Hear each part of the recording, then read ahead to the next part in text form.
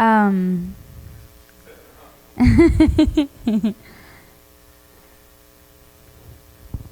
I'm supposed to keep talking. But how am I supposed to sing on the phone? No. What are the words to that, Matt? Do you know the words to Somewhere Over the Rainbow? Hey, can you? I asked Karenza. She said she didn't have any. Asked Bryce. He said he can't. Ariel's with Bryson. She said she has no money to buy stuff. Um, well, can you pick some up on the way here, please? Okay, well, I need to take other conversations. Camilo, do you have tape at your house?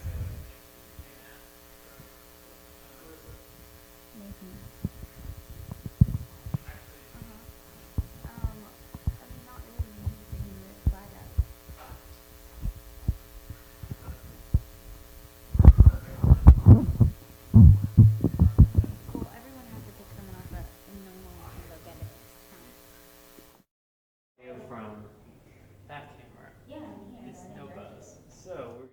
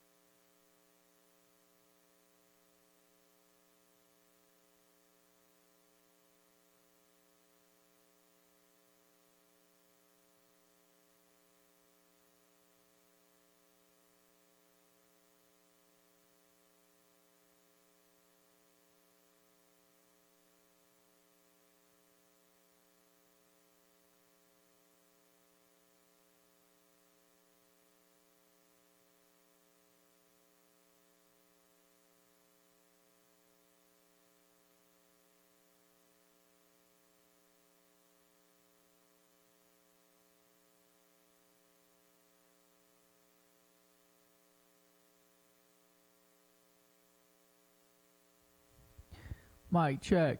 1, 2. Yo. Is it sounding a little better? A, B, C, D, E, F, G, H, I, J, K, L, M, N, O, P. The alphabet. Come over here. You want me to do it? Yeah. I don't know any duets.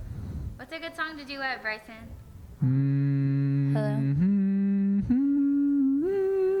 What's a good song to duet?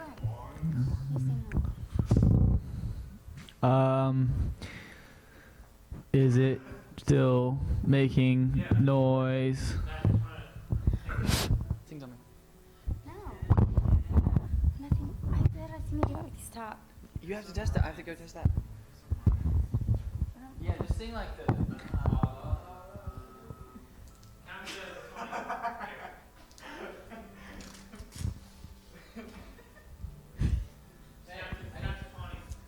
Hello.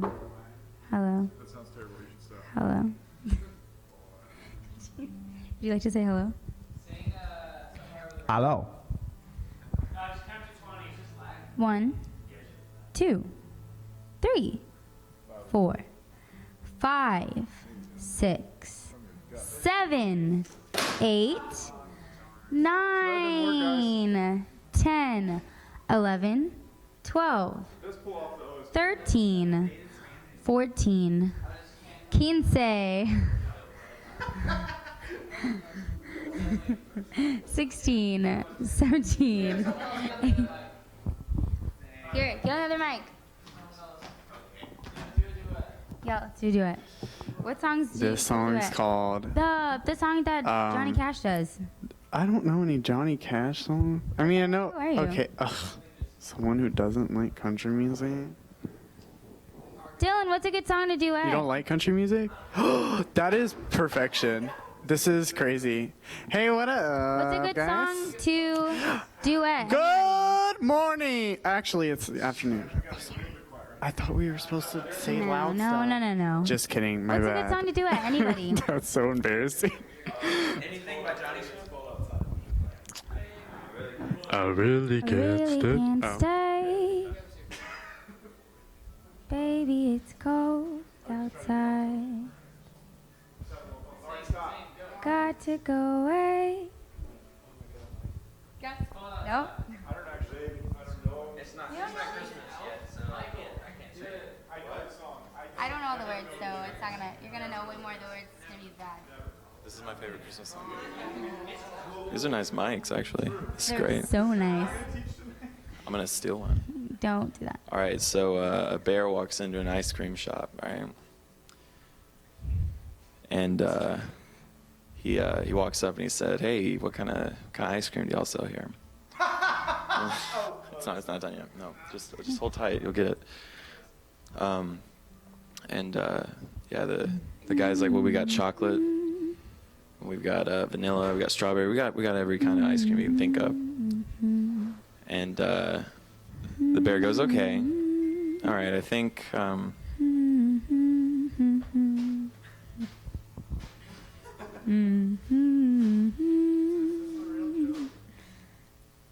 Why'd you stop the joke?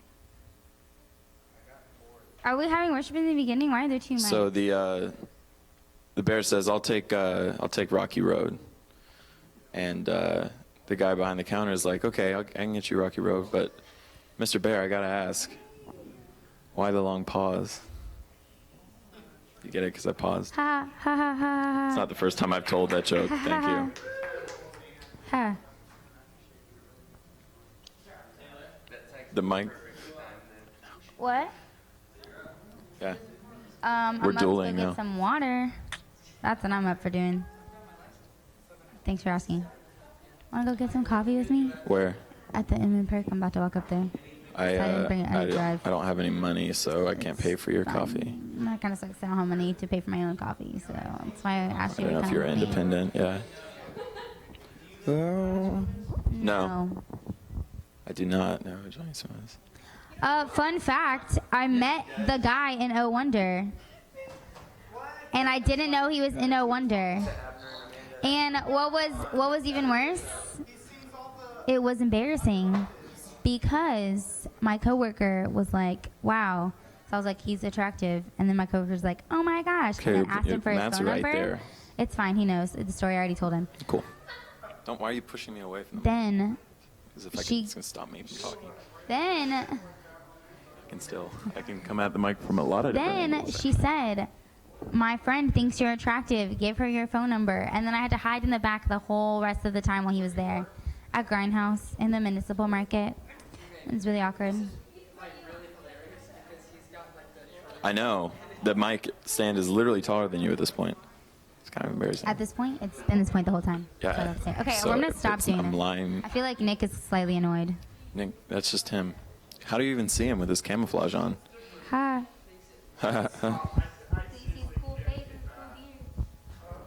His cool face and his cool beard.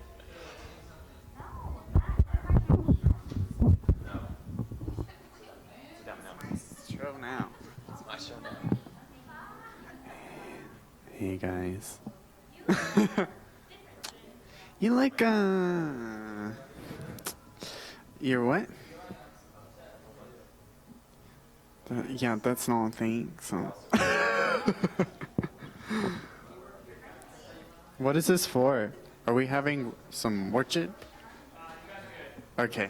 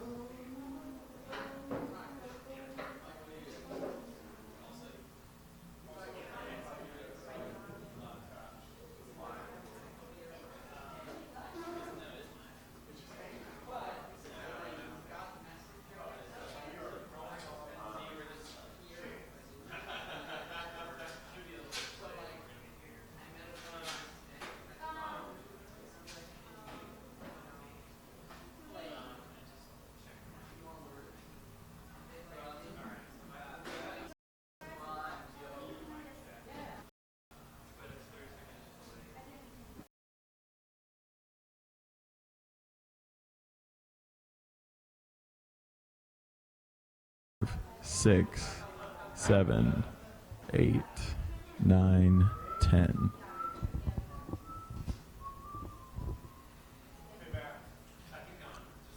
I'll just keep talking to you. 1, test 1, test 2, test 3, test 4, test 6, skip 5, go back to 5, test 5, test 7, 8, test 8, 9, test 9, 10, 11, A, B, C, D, E, F, G, H, W, X, Y, and Z. WX. Yes, I would love to. I would love to check the other mic. Ooh, that one's sharper. Testing 1, 2, 3, 4, 7, 404, 374, 2631. That's my phone number for all the kids at home. That's me. I know, live stream right now. Go ahead and shoot just phone numbers. Michael Craig's phone number going for $10. $10 right now.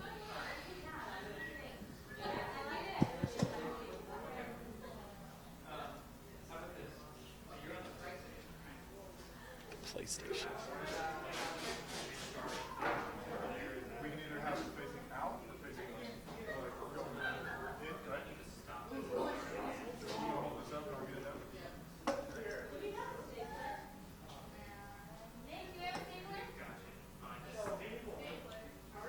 You're gonna staple it into the blocks, the cinder blocks. I almost said cement. Okay.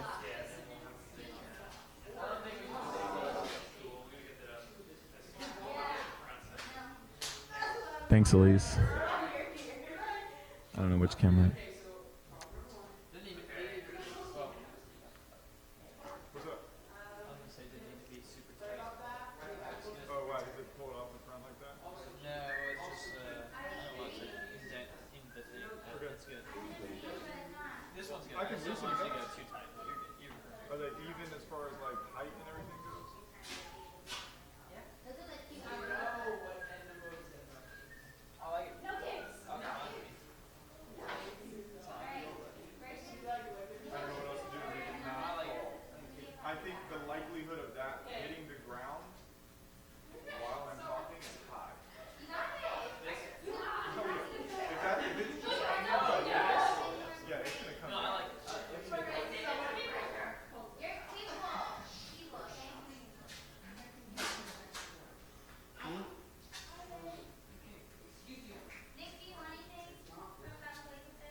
What's that place called? The place where people drink stuff. Inman Perk? Yeah. No, thank you. Are you going to buy coffee for people? I'm going to buy coffee for myself, and I bought people next week.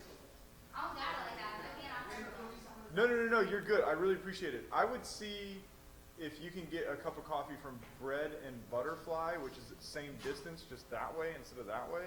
Okay. Inman Perk's coffee is... That? Okay, so it's this way? So leave, go down the street. You know where Beetle Cat is? Yes. Okay, it's behind Beetle Cat on your right.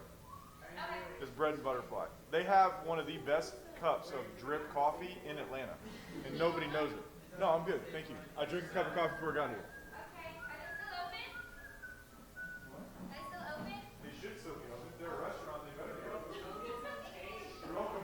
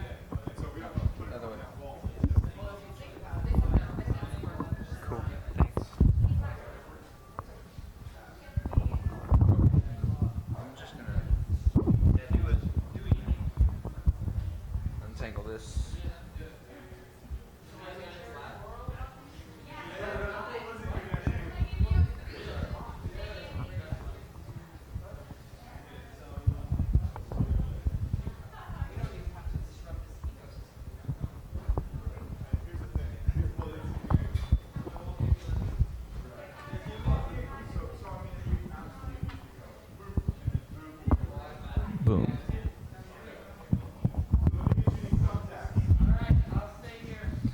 Ow!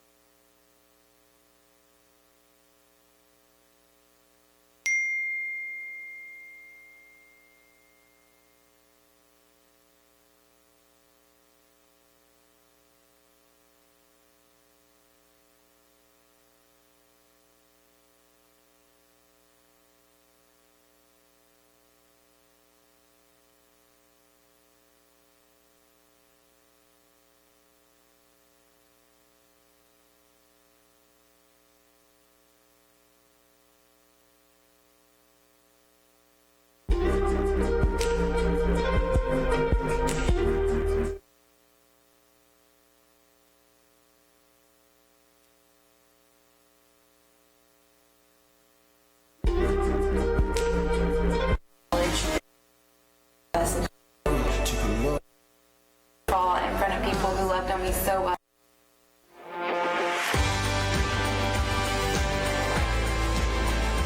Rooted in the confession of Isaiah 26.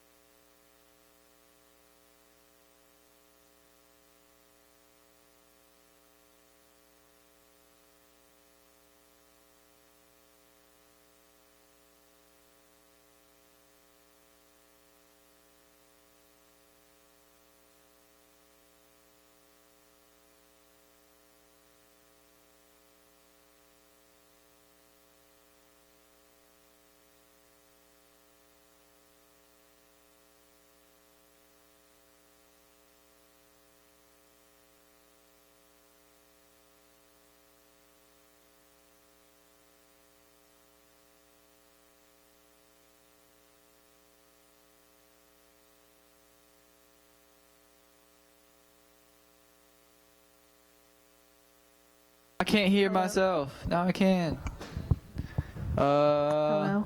Hello. Hello. All right, so we're just gonna have a conversation. Can you hear me? See what I did there? Hello. 1, 2, 1, 2. Mic check. The Mic door is slightly check. open. They're getting a hint of what's inside. Mic check. Does it sound fuzzy? Does it sound fuzzy? You say many money.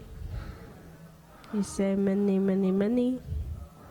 Yo. Are we good? Yeah? Yeah? Yeah? Hello. Hello. Great. So that's it. Oh shoot. Hit it. Yo, so easily I'm approaching the microphone because there ain't no joking. Tell your mama to get up. Okay. Does that feel good, guys? Does that feel good? All right. Me, me, me, me, me, me, me. Ah.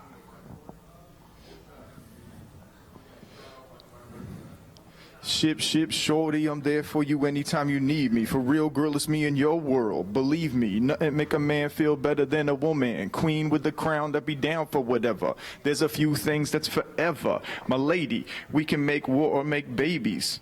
Back when I was nothing, you made a brother feel like he was something. That's why I'm with you to this day, boo, no frontin'. Even when the skies was gray, you would rub me on my back and say, baby, it'll be okay. Now that's real to a brother like me, baby. Never ever give my shorty away and keep it tight, aight? And I'ma walk these dogs so we can live in a fat ass crib with thousands of kids. Word life, you don't need a ring to be my wife. Just be there for me and I'ma make sure we be living in a lap of luxury. Yes. Aaron, you just got done scrubbing that woman's head? Yeah. All right then, yeah, we good. We're gonna go plug into the router.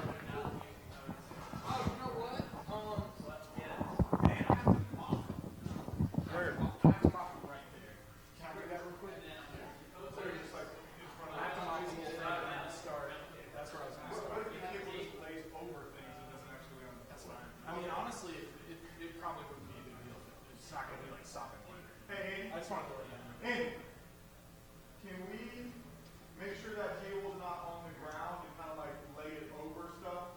So when he mops, he's not mopping on the cable? Okay. Thank you. Sorry. No, sorry. Did you guys unplug that for?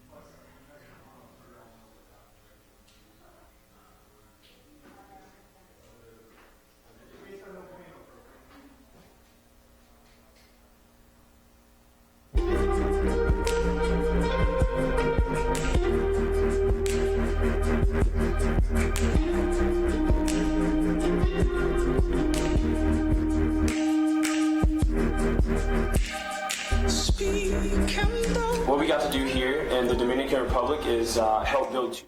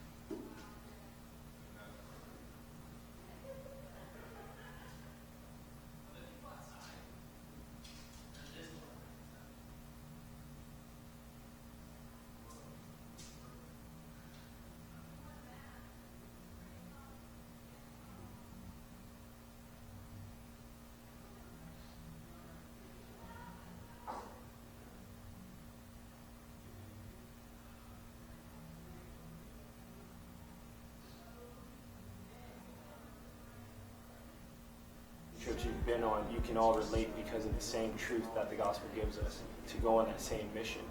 There's something about this place where you just feel God moving here, and you feel Him working in the people that come down to the Dominican. And when we're working, like building the houses and making the cement, like we just can see people stop and look at us, and they're wondering why we're down here. And it's a way that we can shine God's light in a place that just needs His love so much. I have never been able to, in the last year that I've been saved, really hear God speak to me. And I really prayed for Him to help me figure out how to hear Him on this trip. And there was a situation that happened prior to the trip that I prayed about the first night. And that next morning, by time, He just directly answered my prayers and responded to the questions I had and opened my eyes to everything through reading His Word, which is something that's never happened to me before, and it was really never happened to be so present in that situation. Going into this, I had a lot of thoughts of how can I possibly take anything that happens here and take it back to Atlanta, and all throughout the week. He wasn't asking me to build a house every week. He's not requiring me that I bring somebody to Jesus.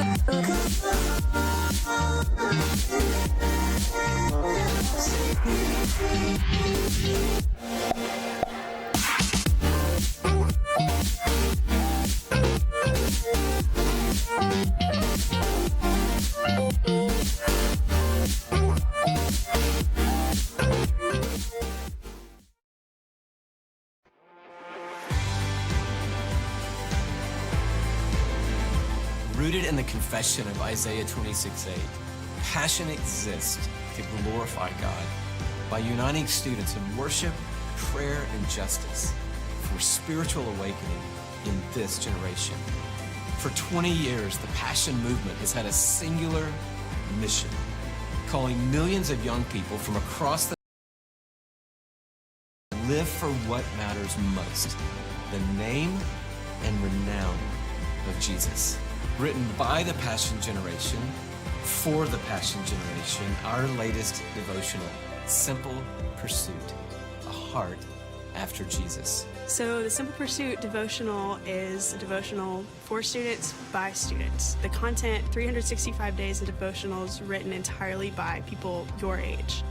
I wanted to help write this devotional, really just to, one, address a fear of saying, I haven't fully gotten there yet, but I want people to know that you don't have to have all the answers or have it all figured out to share what Jesus is doing in your life. I think that the heartbeat behind this devotion was simply to just drop people off at the foot of the cross, to see Jesus for who he is, what he's done, and then in the shadow of the cross, seeing who we are.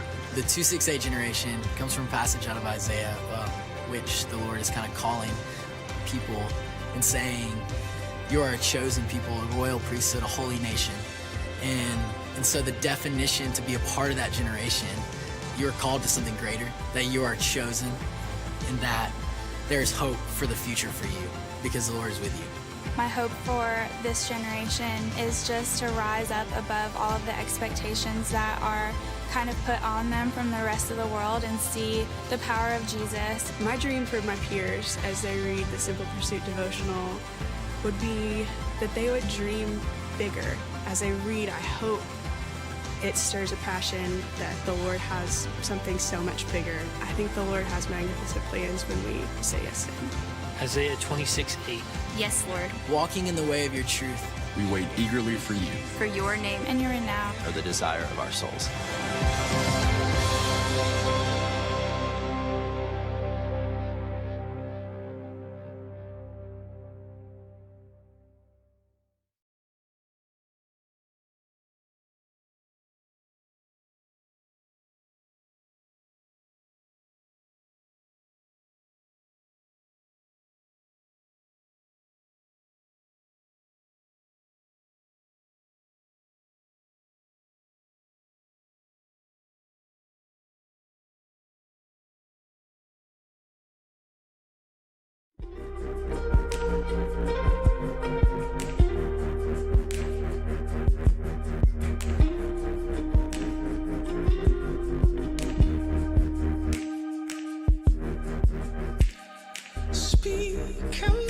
we got to do here in the Dominican Republic is help build 2 churches on 2 sides of the town. And one thing that I really loved about everything was how everybody got to work together so hard and get to know one another.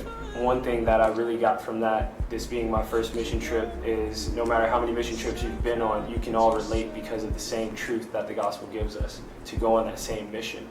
There's something about this place where you just feel God moving here and you feel Him working in the people that come down to the Dominican. And when we're working, like building the houses and making the cement, like we just can see people stop and look at us and they're wondering why we're down here, and it's a way that we can shine God's light in a place that just needs His love so much. I have never been able to, in the last year that I've been saved, really hear God speak to me, and I really prayed for Him to help me figure out how to hear Him on this trip.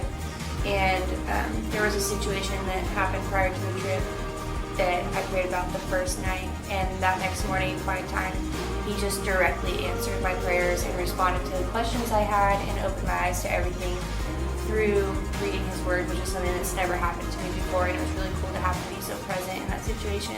Going into this, I had a lot of thoughts of how can I possibly take anything that happens here and take it back to Atlanta. And all throughout the week, God just really spoke to me that He wasn't asking me to build a house every week. He's not requiring me that I bring somebody to Jesus on the daily. He's just asking me that every day that I show up to do whatever I'm going to do, that I give 100% in whatever that is, just to bring glory to His name. Through the depression that I've been suffering from the last couple of years, I have not been able to see the beauty in a lot of things. And just being in the Dominican Republic where people don't have much, and they use tin and brick to build these houses and paint them purple and orange and make everything so beautiful, He really showed me what I have back in the United States compared to what other people have, and just really pushed me to acknowledge the beauty that's right in front of me that I wasn't really seeing before.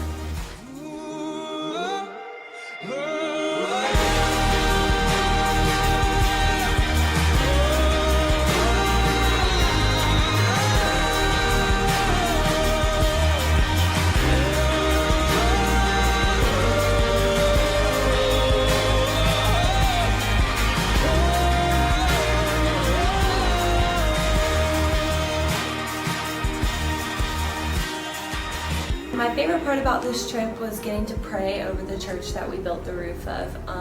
A lot of the times we like to look at the things we built and say, like, look what I did or look what we did together, but really it's look what God did. Look what God did for us and helped us to do. This is really special to me because I feel like when we built this church, it's nothing but a bunch of cinder blocks and a shelter without the Spirit of God. And so now that we prayed over it and there's a lot of spiritual hope and everything going into it, that this building is more than a building. It's a home. It's a place where lives will be changed, and it's something that people will really look forward to going to and build community, and I'm really excited to see that. And you took all our shame on the cross, He was led, and now You're taking us higher, 'cause we go from glory to glory to glory. We'll never be the same. We'll never be the same. We go from glory to glory to glory. We're forever changed, forever changed. And You call me a friend. Coming here cemented my relationship with God in a way I never thought possible. And being baptized in front of that beautiful waterfall, in front of people who loved on me so well this past week, was a unique and just really special experience for me.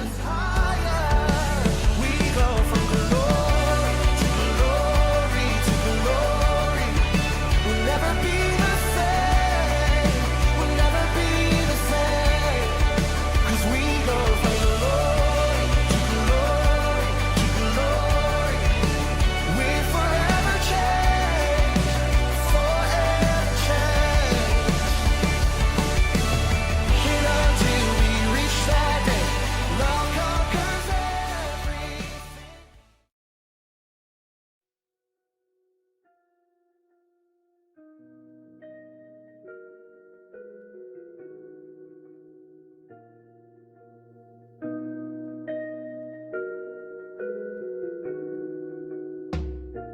Feel you get closer now, closer than you've been, but I need you in my arms, my eyes, my soul, my sunlit skies. Yeah, I need you in my arms now, closer than you've been. I need you in my life, my eyes, my soul, my sunlit skies. Just a quick wick, summer flame burning in the glass. Got it day down low to stay lit. Crazy, can't stay long, and you wanna move fast, but good things take quit. Give me your devotion, baby, and the simple charms that thrill me so good.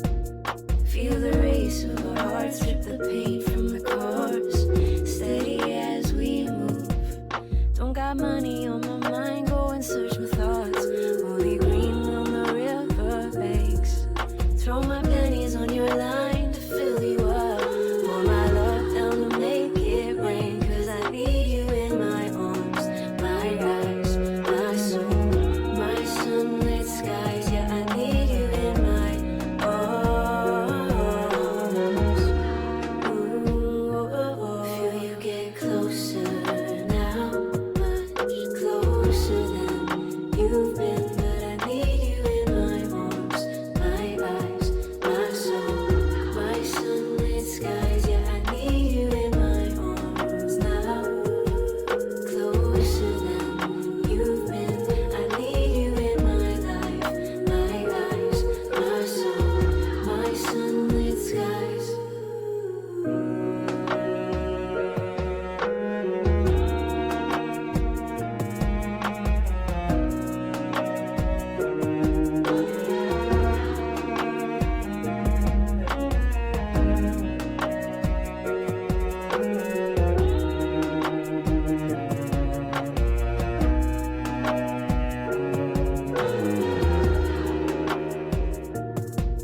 Got nobody on my mind, go and search my thoughts. Only you on my river banks. Throw my hours on your line, no need to rush. Pour my love down to make it rain. 'Cause I need you in my arms, my eyes, my soul, my sunlit skies. Yeah, I need you in my arms. Ooh, feel you get closer now, much closer than you've been, but I need you in my arms, my eyes, my soul, my sunlit skies. Yeah, I need you in my arms now, closer than you've been. I need you in my life, my eyes, my soul, my sunlit skies. I need you in my People from Kennesaw and Athens, what's up? I want to do this. This is going to be really cool. Athens, can I get you to make some noise? Wow, that's amazing. You guys are so loud. What about Kennesaw? Can it make some noise? Ah, I'm so excited. What about Atlanta? Can you guys make some noise? Hey! Couple quick announcements for you guys tonight. First things. We at TRM are looking for some people to join our team. We're looking for somebody who is great with Instagram and social media. We're looking for an Instagram coordinator. If you're interested in that, come find us. We're also looking for a video editor, so if you're really good at the tech stuff, let us know. Also, really exciting, we are getting ready to open up a new campus at Georgia Gwinnett College in January. That's amazing, amazing. So if you know anybody in that area, if you're from there, send us some people. We'd love to know them, love to connect. Real quick, 3 things to get your mind thinking about and be on watch at our social media. First thing is our Dominican trip, which you just saw a video for, which is awesome. More information will be coming out. We got a new line for the Real Market coming out very soon. Some dope stuff. And also more information about our winter hangout, mass hangout coming out on our social media. So be looking out for those things. Also, you saw a video about the Simple Pursuit devotional. It's this beautiful book right here. some authors that's written by college students for college students. Our very own Cam Buchanan and Emily Thomas and some other people have written it. Does anybody want this? Anybody? Nobody wants it, guys. This is. Hey, I'm gonna leave this right here. If you want it, come get it. Wow, this is awkward. Just grab it. Just grab it. Woo! Woo! Yes. Hey guys, we are excited about conversations. We love these nights. We love just being able to come together in 3 different locations and have conversations that are important to us. During the conversation, while Nick is up here talking, if you have any questions, tweet us using the hashtag #TheConversation. We're going to do a question and response after. If you don't have Twitter, because if you're stuck in the Stone Ages, actually I don't have Twitter. It's not currently on my phone, so that's lame. You can email us at info@therealmovement.com. Without any more things, let's welcome up Nick and let's get this conversation started.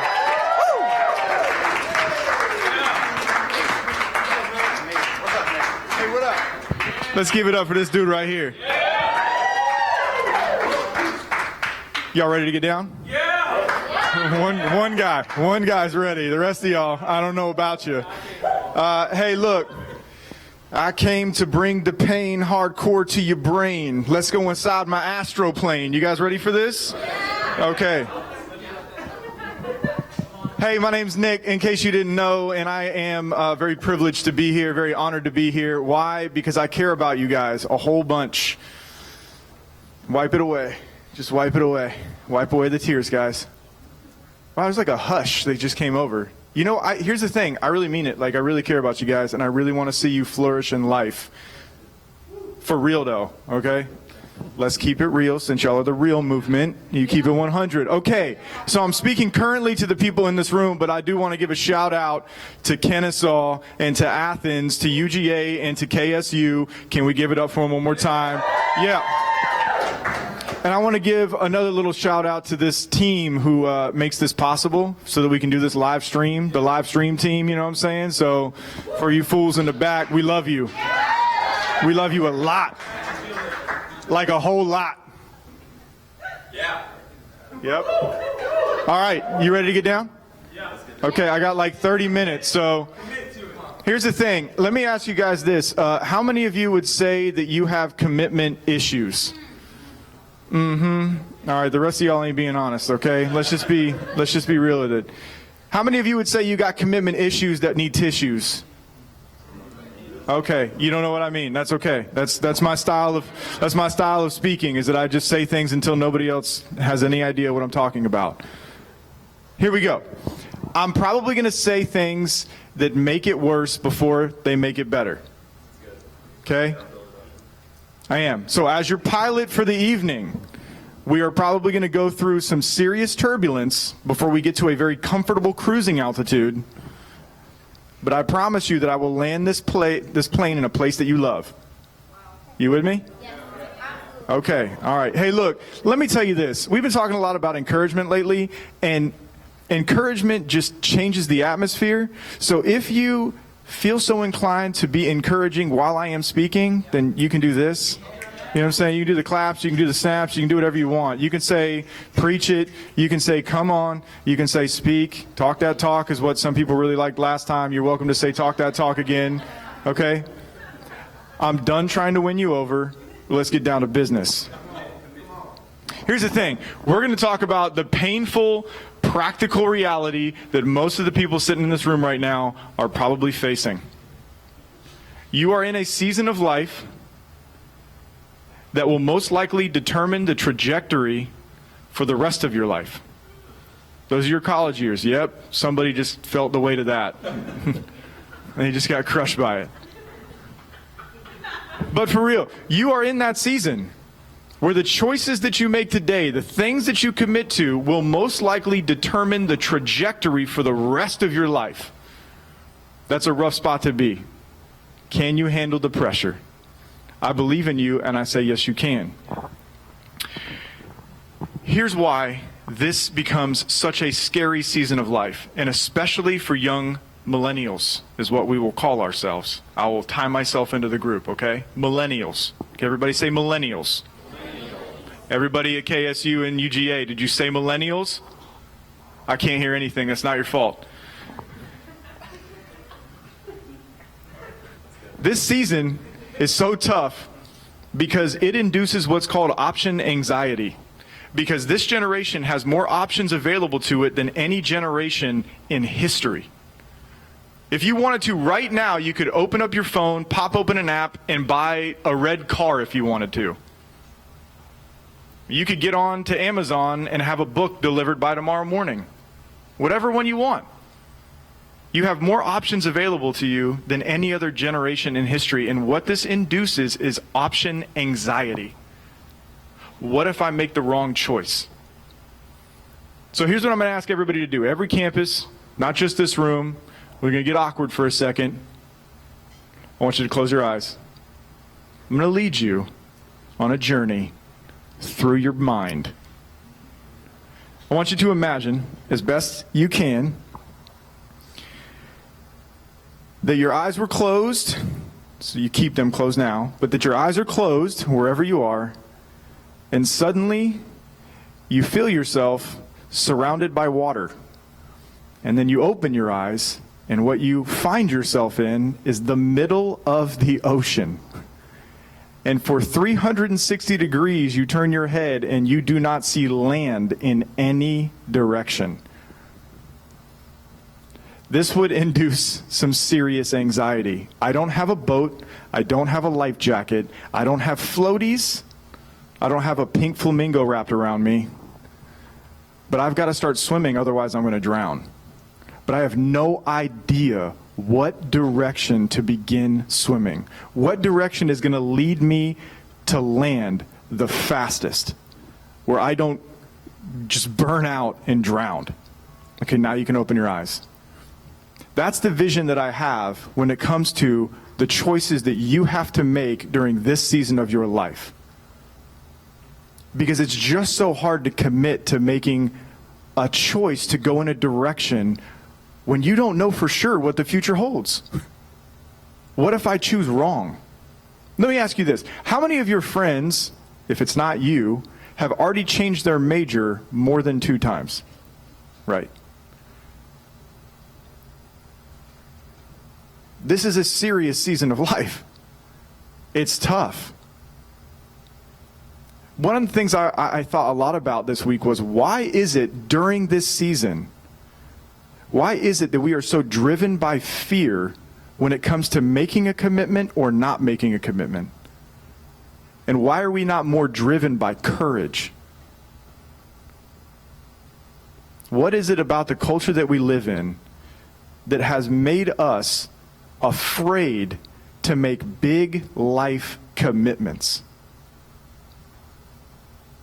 If you're being honest with yourself, are you 100% certain that the career you want to choose for your life is the one that you want to work in for the rest of your life? Does the idea of marriage sort of make you uneasy? All right, well, got him. You're welcome. The fear of making the wrong, irreversible choice at this season is so powerful. It can be so overwhelming. But there are ways to work through that. And most of us suffer from one of 2 things. Either the lack of commitment, and it rules how we make choices, or overcommitment, and it rules how we make choices. And what we want to go after tonight is how to make safe, healthy commitments that lead to growth. So if you want to write something down, write this down. Commitment is the breeding ground for growth. Commitment is the breeding ground for growth. And here's why I say that. Because nothing happens in life unless commitment has happened. Because commitment leads to achievement. Nothing starts, nothing continues, nothing finishes without commitment. Apart from commitment, nothing. If you've achieved any goal in your life, it's because you made a commitment. You committed to follow through, and then you finished because you were committed to do that. So nothing in life happens without commitment. You with me? All right. So how many of you would say that you're confident 100%, you never deal with insecurity, you never deal with fear, no hand is raised? I doubt it's happening at either one of the other campuses. We all struggle with confidence. And here's the crazy thing. Confidence is built by nothing greater than achievement.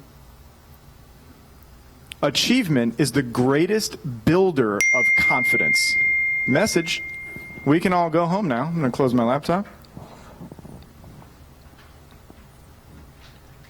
Achievement is the greatest builder of confidence, and nothing is achieved without commitment. Good? Sweet. I love it. I'm going to tell you guys a story. I was an Apple manager at the Apple store back in the day when I first started.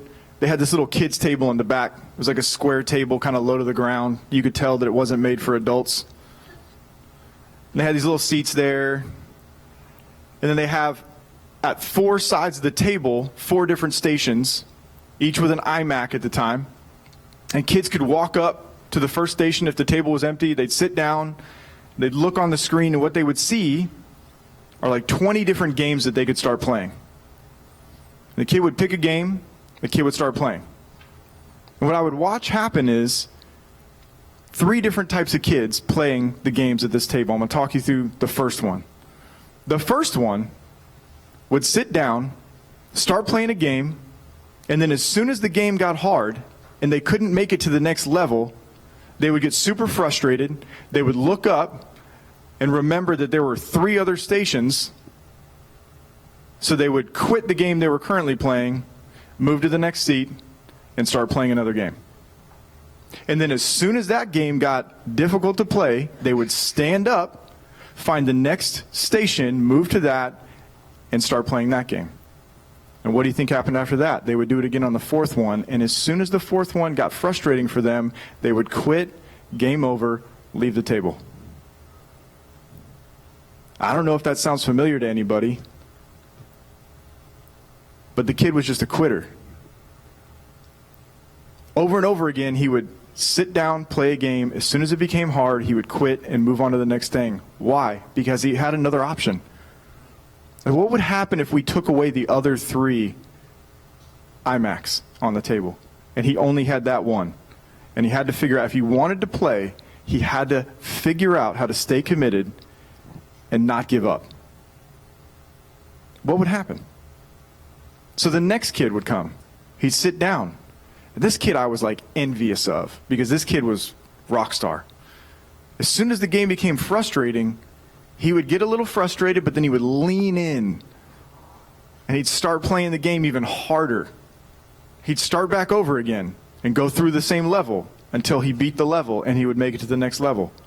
He had the determination, he had the tenacity to continue playing the game until he made it to the next level. I wanted to be that kid so bad, because my track record before Apple was I didn't have a job for longer than a year. And that's embarrassing, but it's true of my past. Fortunately, my past doesn't define me, just like your past doesn't define you, and here we are. Good? Okay, all right, good, thank you. One person is still with me. I know it's late, you guys. It's a Monday night. You probably had a banging weekend, and here you are trying to learn and get better at life. And the rest of the people who didn't show up, we're going to be ahead of you. Good. Sweet. It's good.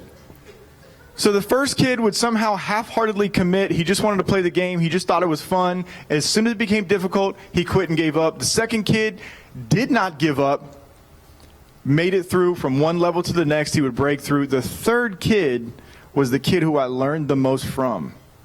Because the third kid was the one who sat down, and as soon as the game he chose became a little bit difficult, he pushed himself back a little bit from the table, and he looked this way, and he looked that way, and he made eye contact with me, and he said, "Can you help me?" And I was like, "Yeah, what's going on?" He's like, I don't know how to do this. And I was like, "Well, let's figure it out together." And sure enough, I was able to help him. But guess what? He made it to the next level. What one of those three types of kids are you when it comes to making commitments? Are you the quitter?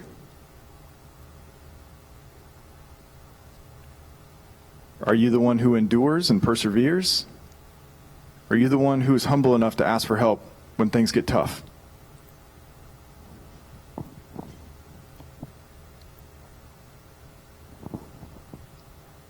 Commitment separates dreamers from doers. It's just true. And if you're a leader, here's the hard truth. People simply don't follow uncommitted leaders.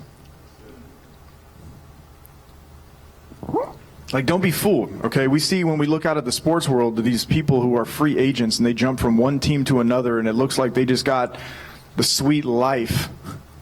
Don't be fooled. They do not grow themselves or anyone else around them. And they actually prohibit their teams from being able to grow as much as they have the potential to if people would stay committed for longer periods of time.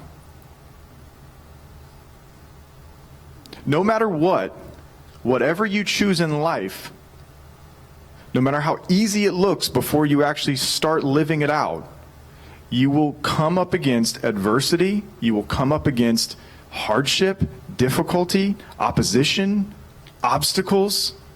It's going to get hard. Something that I try to walk my team through, which is a really difficult thing, and that we have to do over and over and over again, is that whenever a team of people get together, they walk through 4 stages. The first stage is called forming. When teams form, that's the beginning stage of a team. They form. So they walk through forming. Right after forming comes storming. The very next thing after a team forms that happens is a storm.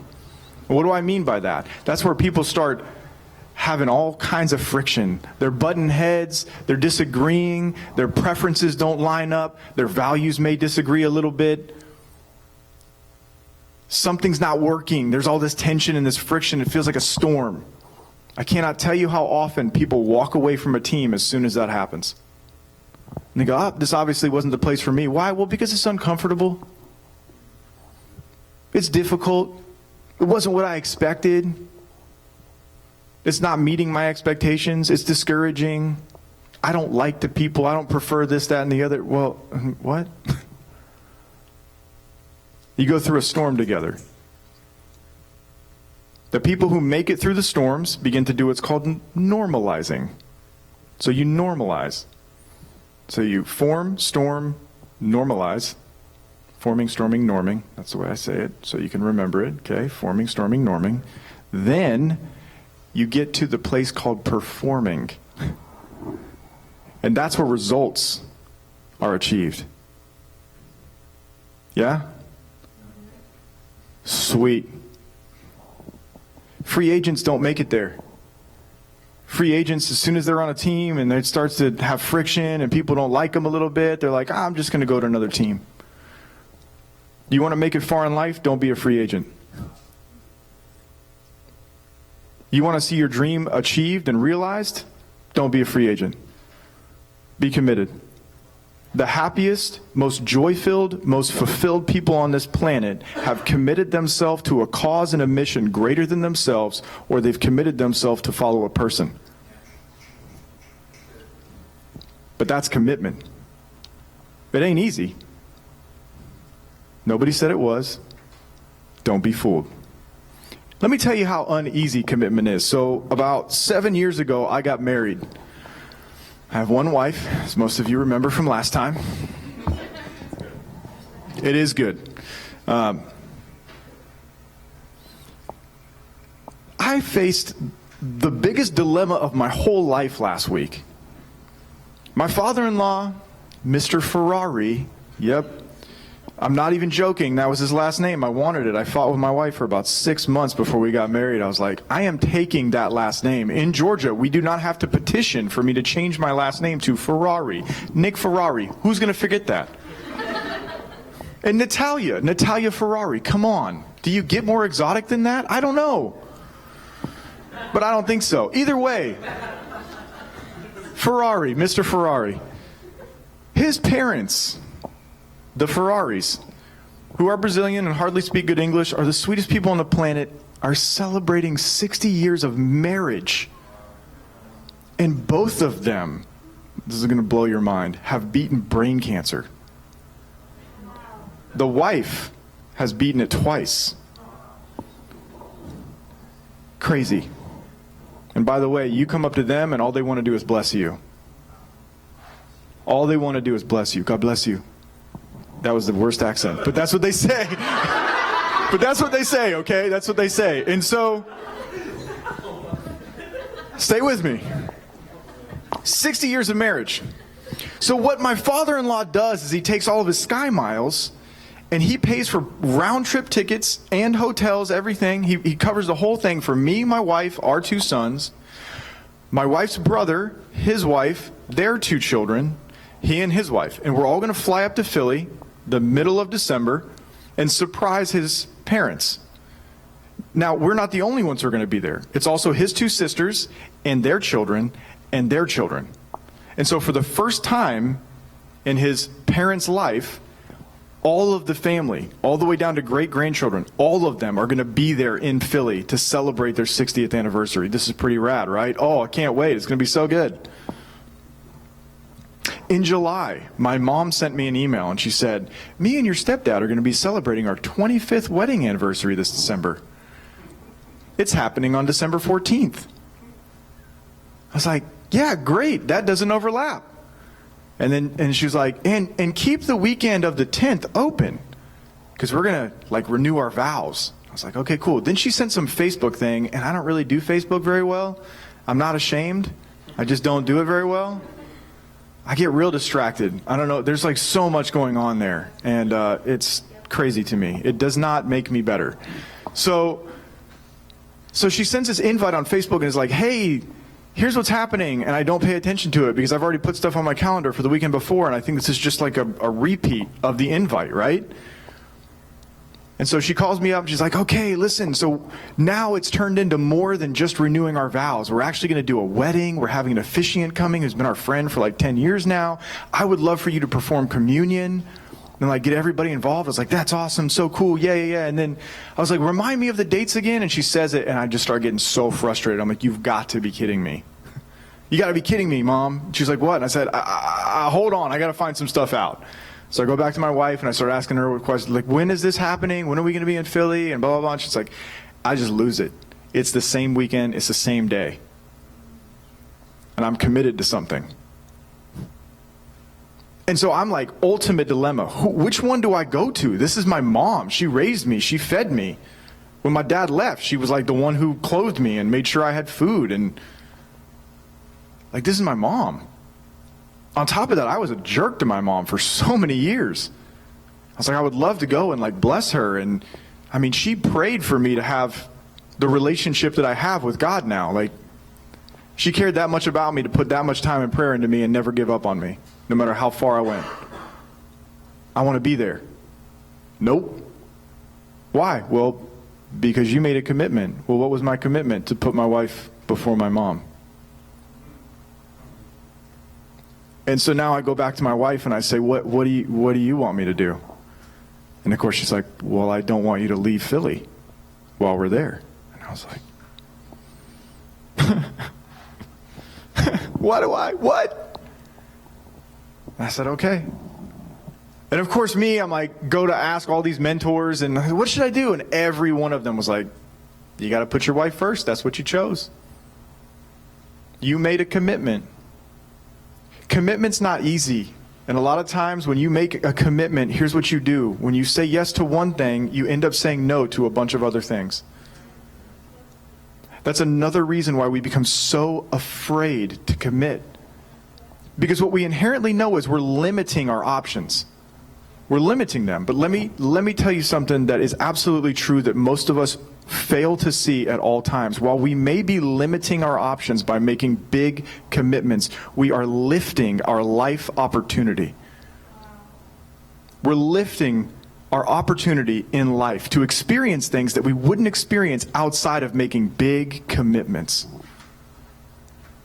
And so people who are too afraid to make big commitments forfeit some of the experiences that those who are not get to experience. What you're looking at right now, the space that we're in, required big commitment on my part. And the kind of blessing that I'm currently experiencing in life by making this big commitment, I wouldn't have been able to had I not made the commitment. If I had said, I'm not sure. Too scary. Too much risk involved. What if I'm meant to go somewhere else? Here's something that the Holy Spirit said to me. He goes, you know what, I don't do anything with 1 foot in and 1 foot out. All in. You want to see me move? Go all in. Don't hold anything back. Another reason we inherently fear making big commitments is because we understand that life compounds. Life compounds on top of itself. The choices that you make right now affect what choices you'll be able to make tomorrow. That makes it hard. That doesn't make it impossible. But the choices that you make today affect what choices you'll be able to make tomorrow. It's like a choose your own adventure. Literally. Good? There's something I want to say to people here who can be a little indecisive, and what I would like to raise you up to do is influence others who have this problem of indecision, is to clarify something. Indecision is a decision. You decide not to decide. And what you're committing yourself to is to not make a decision, which means you don't move. When you commit not to commit, nothing happens. Congratulations, world. Good? All right. If you want to get anywhere worthwhile, you must be committed. You must make commitments. Don't be scared. All right, you're still with me. Good. So here's the question. Who are you? This isn't like an anger management moment, but who are you? Okay? There's 4 types of people when it comes to the idea of commitment. 4 types. First type, cop-out. Love the cop-outs. Cop-outs are people who have no goals and do not commit. If you've ever seen Dodgeball, this is Vince Vaughn's character. I found out that if you don't have a goal, you Google it later, it's fine. It's good. It's really funny. It's hilarious and ironic. But cop-outs are people who don't have any goals and they do not commit. Holdouts. People who don't know if they can reach their goals, so they're afraid to commit. They don't have the confidence that it requires to commit to pursuing a dream or a goal. That's the holdout. Cop-outs, holdouts. Third type of person, dropouts. Dropouts. People who start toward a goal but quit when the going gets tough.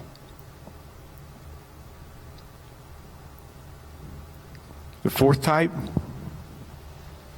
all outs. All outs. People who set goals, they commit to them, and they pay the price to reach them. I am looking at a room full of people who are all outs. That's what I see. If you don't see that when you look in the mirror, I'm telling you right now, that's what I see.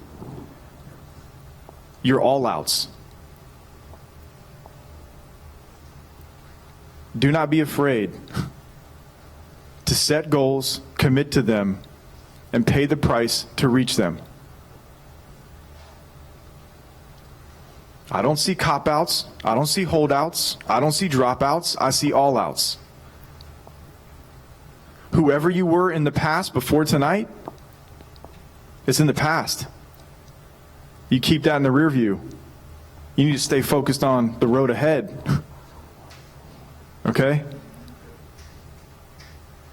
If you want to make a commitment, go get all in and all out tattooed on every one of your wrists. Okay? That's commitment, y'all. I ain't playing. That's right, the pastor told you to get ink. Whatever. Your parents won't like me anymore, but I am not.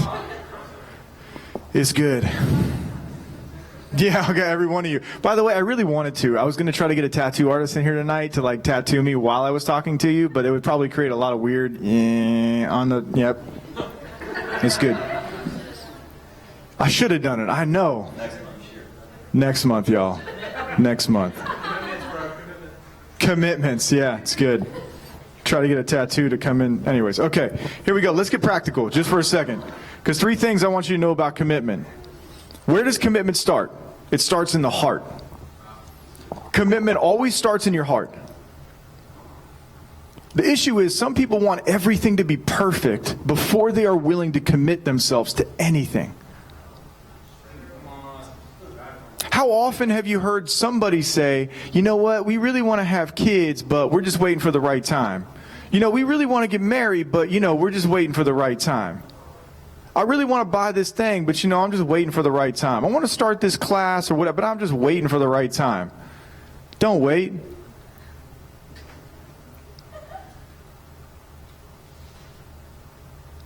You're ready. Go. Eat peanut butter and jelly sandwiches for a season of life if you have to. Make it happen. Okay? It's good.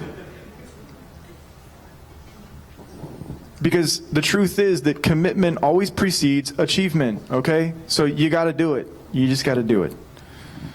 Second thing, commitment is always tested by action. Talk is cheap. And you know that you are surrounded by people who constantly talk about things they want to do and never start doing it. Don't let that be you all out. Okay? That's not you. When you let commitment be tested by action, it separates you from being a big mouth to being a big shot.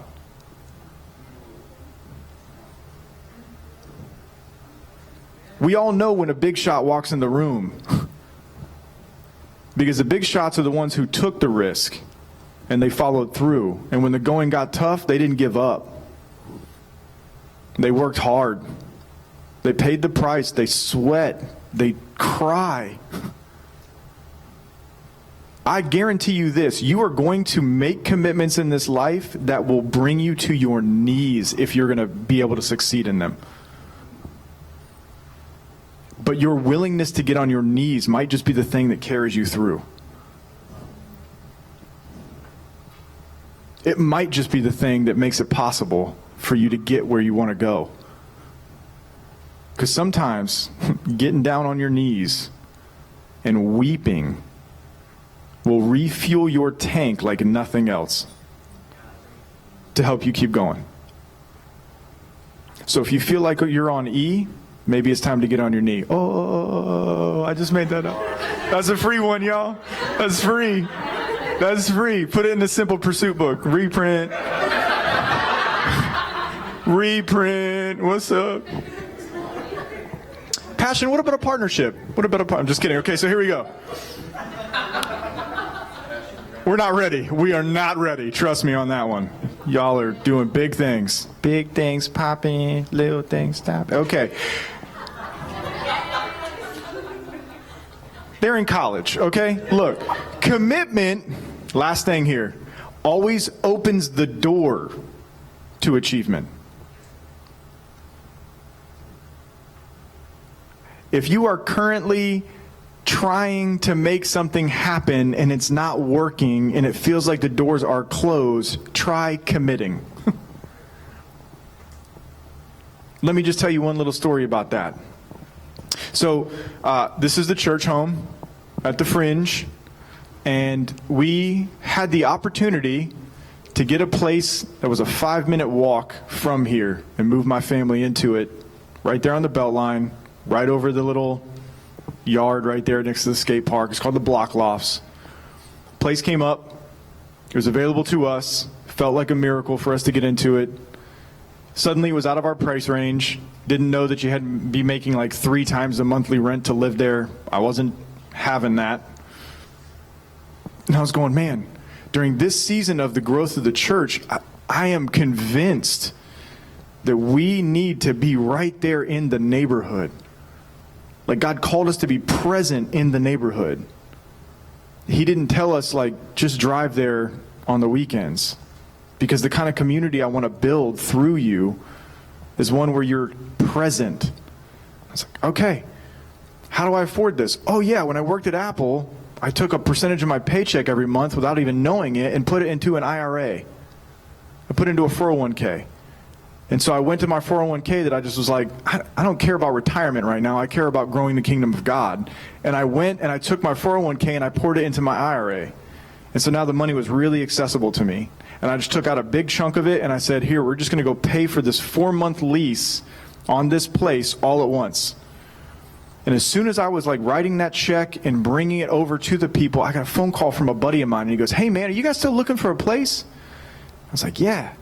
And he goes, well, a friend of mine just had to move out of her house over here in Adair Park, which is about a 20 to 25 minute drive from here. Definitely not the neighborhood that we want to be in, that we've been called to.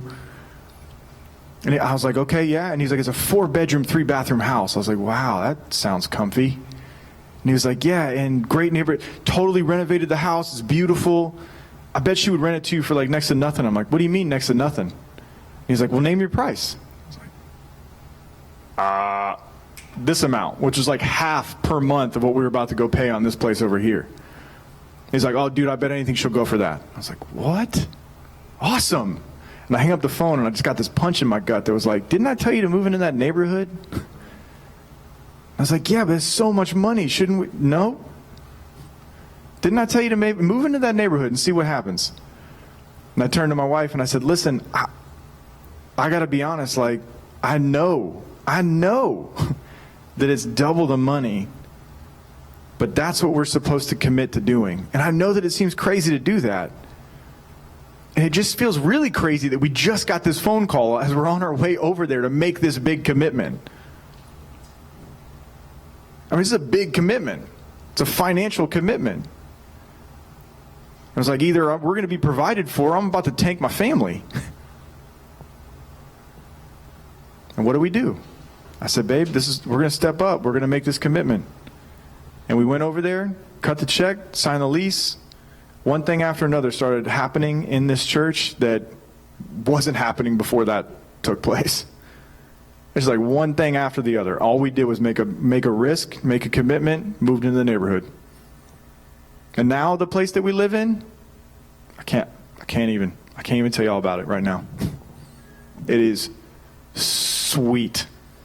And God has blessed us, and he went, here's what I'm going to do for you right now. I'm going to make it possible for you to bless others even more than you were before. We stepped up, made a commitment. You want to bless other people more than you can right now? Make commitments for the kingdom. That feel a little crazy. Cool? Sweet. No matter what you commit to remind you, you will face obstacles, you will face adversity. It doesn't matter what it is. Do not be afraid of it. Don't be afraid of it. There's a few things that I want to tell you about before making these commitments. Number one, look for confirmation that that's the commitment you're supposed to make. Do not make blind commitments. That's not at all what I'm trying to say. Look for confirmation, i.e. go to your friends, go to your family, go to people who know you. Ask for confirmation that that's something you should commit to. That it would be a safe, healthy, risk commitment. Good? Second, set up accountability. Why do you think when people get married, they have a bunch of other witnesses around? Because when you make that kind of a commitment, you need accountability. You need people to hold you to the commitment that you made. 3, surround yourself with people who believe in you and will encourage you to not give up. If you surround yourself with people who are just like, yeah, whatever, you should give up, you're probably going to. 4, don't be afraid to ask for help when you're in the middle of whatever commitment you made. Be humble enough to raise your hand and go, will you help me? Good? Sweet. My closing thought is this. Commit to having great values. Commit to having high standards. Commit to learning from failure. Commit to having a long-term outlook. Commit to surrounding yourself with the right people. Commit to working through difficult, painful things. And commit to making commitments. Good? Oh, yeah, we're about to get into that Q&R now. Here we go. It's question and response, y'all. So I may not be able to answer your question, but I'm committing to respond. Ayo! Amazing.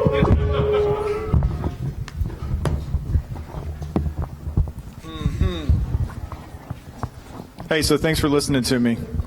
I hope that was helpful. Come on, let's give it up for Nick. Come on. Amazing. Truly an honor. Are we about to do a little Q&R right here? Yeah. Okay. Cool. So while we're setting this up, here's what I want you to commit to doing. Commit to not being as cheesy and corny as I am, okay? Because that'll be better for you in life. Let me be honest.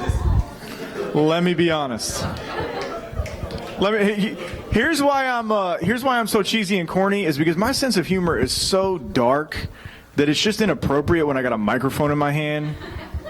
And so I basically compensate with cheesiness and corniness, and that it's my struggle, y'all. Struggle's real. I get that. Good. I'm right there with you. Sweet. Surrounding myself with the right people. Come on. Hey guys, let's give it up for Nick. How amazing was that? Next. We have our first comment. This is from a tweet, and Dino, continuing from last week, wants to thank Michael Craig for not wearing his hat this week. Not really. I just thought it'd be a good add-in. He didn't actually say that. I know. Forgive me, guys. I'm committing to not telling any more lies. So we're going to open up in this room for questions, and Taylor Botcher's first. Okay, so if you've had issues in the past with other people committing to you, how do you suggest starting to work on committing to others? Because I know it's really difficult. I'm going to clarify before you. If you've had issues in the past with other people committing to you, yeah, like in a bad way? Like people don't commit to you. Okay. So like how do you go around and try to commit to others? Got it. So you are currently in relationship with people who are not loyal to you? No, committed? Like in the past, okay. I've had issues with people like committing to me, mm-hmm, and then them just kind of leaving. So like how do I now in turn be better at committing to others? You don't want to repeat the past. Yeah. Like you don't want to, what's the word I'm looking for? Perpetuate that issue. Yeah, okay? You with me on that one, guys? Perpetuate? You guys can dictionary.com that one for me if you want. Are you asking what practical things you can do to make sure you don't do that to other people? How can I be better than them in that situation, and how can I be better than how I was in that situation? Cool. Here's what I would say is, in any relationship that you have, if you want to be better in commitment, take it slow. First things first, take it slow. When you jump in too fast to relationships with people and you give too much commitment, that's where overcommitment becomes the issue. And it can cause all kinds of problems. I was working at Apple with another manager. She's a young lady and had been dating her boyfriend for 10 years. And everybody was asking her, when are you guys going to get married? And she's like, well, we wait. And it was the same old story that you would hear anybody in that situation say. And finally one day it occurred to me, I said, you know what? I think we can help each other out. And she said, why? And I go, well, because I suffer from a lack of commitment. The people in my past have taught me how to not commit. Keep your options open. Keep your options open. And I know that's not good. I know I need to be more committed. And here's what I think you suffer with. You suffer from overcommitment. As in, like, you're committed too much to something bad. And all she did was start that relationship really fast, and it became really serious really fast, and then she didn't know how to get out of it. And so if you want to be committed in healthy ways, in functional, healthy relationships, you got to start slow. And get to that. You only commit to people as they earn your trust. Good. If you commit to somebody too much and they haven't earned your trust enough, that's a dangerous place to be. Right? And it's a tension that you have to manage. It's a gray area because you don't want to be the person who can't trust people. You're not able to trust people. But you don't want to over-trust people and then get walked on. Yeah.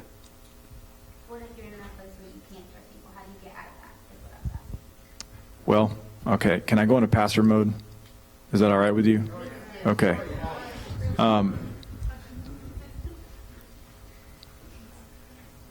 The level of trust that you have in your relationship with God directly impacts the level of trust you have in your relationships with people. So, if you want to trust people more, trust God more. Because He's got your back. Amazing. It starts there. That's awesome. One more question here, Emily.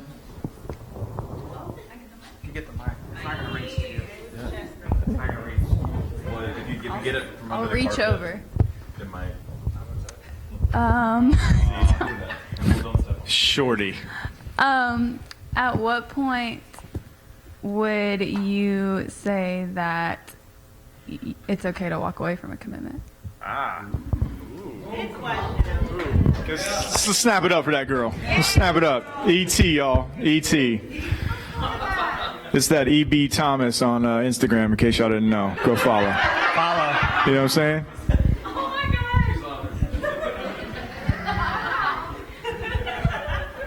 Here's what I love about this group right now. Honestly, I wish I could be at Kennesaw, and I wish I could be at EJ. This group is for real. Like, y'all are so rad, and I am so honored to get to do this with you all, okay? I admire you greatly, trust me. Because you're doing things in college right now that I wish I had been doing in college. Cool? Good.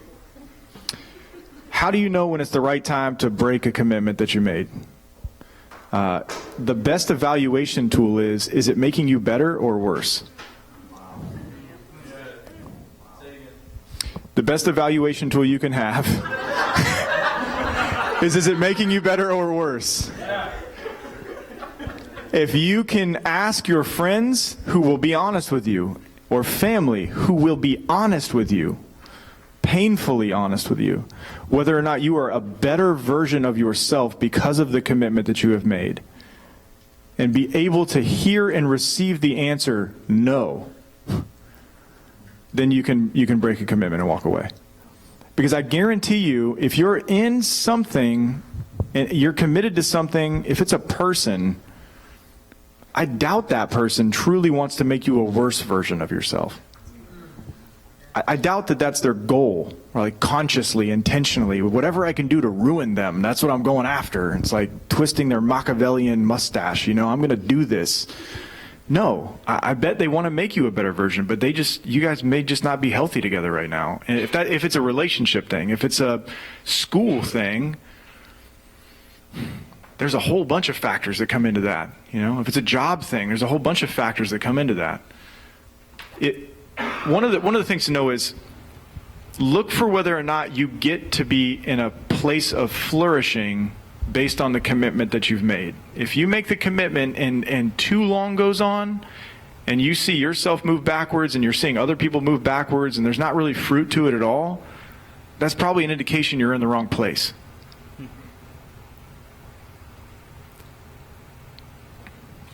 But it's going to require you to ask some tough questions to people who will be honest with you. Good? That's amazing. Okay. Let's take a break or a breath real quick. All right. So this question comes in from Caitlin at Kennesaw. What up, Caitlin? How do I get over my fear of saying no to people?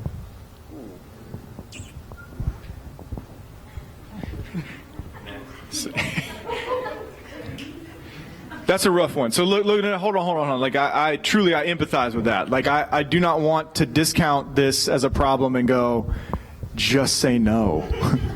Like, oh, it's so easy. Just say no. Saying no to people is one of the hardest things you can do. Yeah. It is so incredibly difficult. Why? Because we want people to like us. We just want people to like us.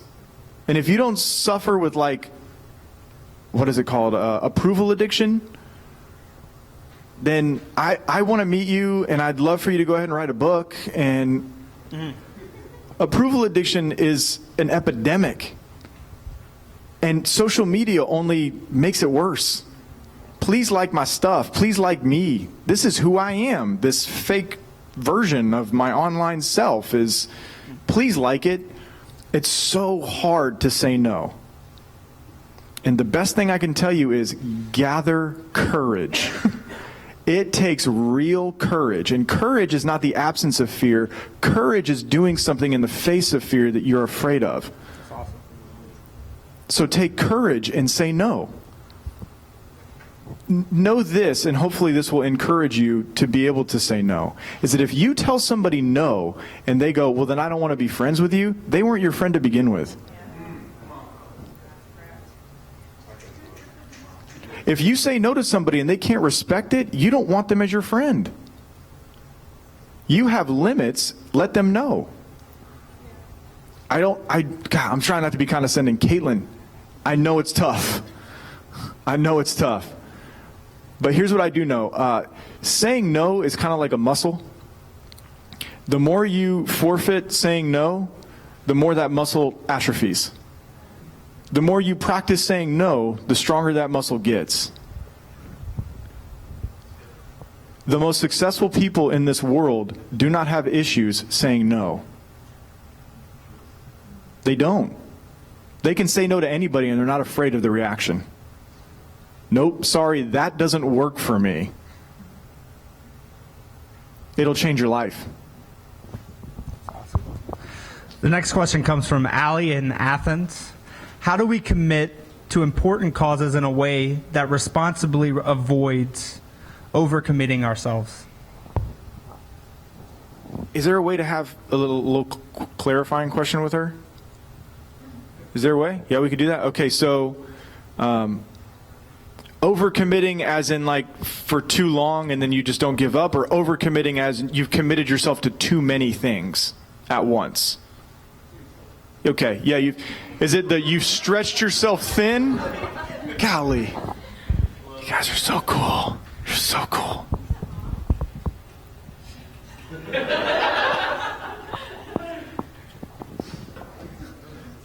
So yeah, well, maybe I could just answer both. No? Okay, I'll wait. I'll be patient. I'll commit to being patient.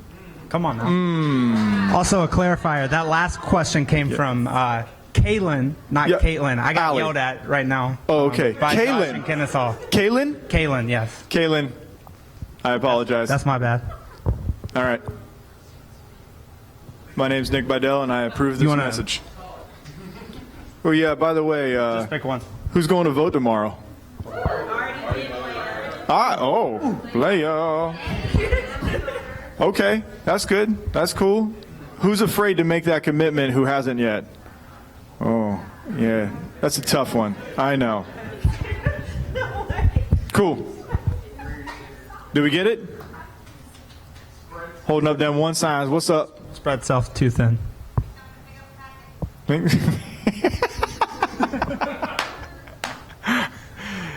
Yo, I love it. Yeah. So it's spread self too thin. Okay. This is very important. You got to do the math. You got to do the math. You do not have more than 100% to give. Okay? I love when people say things like, you got to give 200% of your... That's not possible. It's mathematically impossible. You have 100% and no more. You have 100% and no less. You have 100% to give. If you look at the pie chart of your life and the things that you have committed to, okay, you break those things down and you find out whether or not it's too much. How much are you giving of yourself to those various things, and find out whether or not they're actually hindering you from being effective. So with all of this, there are gauges. Like you have to take time to intentionally take inventory of all the different things you've committed yourself to. And if you don't take that time to be honest in your evaluation of what you've committed yourself to, then most likely you're just on the path to burnout anyways, and just being ineffective anyways. If every one of us only has 100% to give, look at how you're breaking down what you're giving and find out whether or not the return on that investment is actually fruitful. Is that helpful? Okay? That's awesome. I feel like I want to break out the whiteboard. Because I have something that's like a really, really easy tool. Is there any way to like pull it over here? Yeah? Okay. Well, we can answer the next question, and then I just want to drop this on y'all because it's so helpful to me. That's awesome. We got any more in the room? Thank you, by the way, Allie, for clarifying. That was Allie, right? All right. And Kaylin. Hit me up on Instagram. What's up? Fringe Faith. I have a question for you. Please. You talked about moving from just talking about it to doing. How would somebody who wants to start doing take that next step? I mean, the first thing I would say is you really want to help yourself move forward with something, tell people about it. So talking is actually important, but the more people that you talk about that to who care about you, the more that they'll start asking you, when are you going to start?